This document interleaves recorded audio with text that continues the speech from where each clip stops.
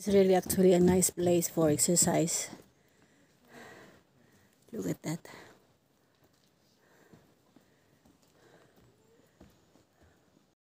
A very safe stairway to the top. Sa may gilid, pwede kang makahawak kapag pagod ka. Another gamot sa mga kahoy. Ambience, nature na nature. Very fresh air. Look at that.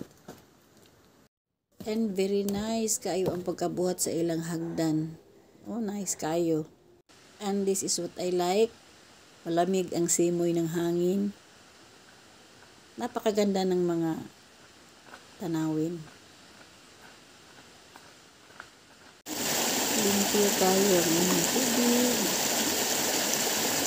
And ang tao din ha, nag-video po na siya sa tubig. Hindi ko naman siya tanaw. Isn't it amazing? On our way home, napit mi og deer farm. Na-amaze kay kung nila kay dagko man din ng deer di ay abi mo na kung parehos kanding kagagmay. Dagko kay sila niya. Anak sila wala pa sila yung mga sungay kay mga maybe they were young.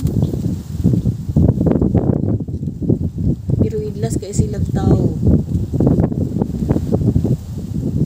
Silang makakita silang tao eh.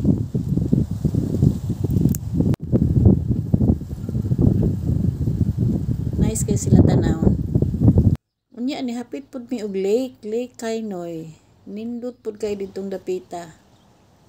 Ang ambience. Daghan pud kay maglaag dinhi magwalk. Pero pwede lang tugnawa kay winter man karon. Tugnaw kayo di nakagwanta sa gawas. Thank you for watching.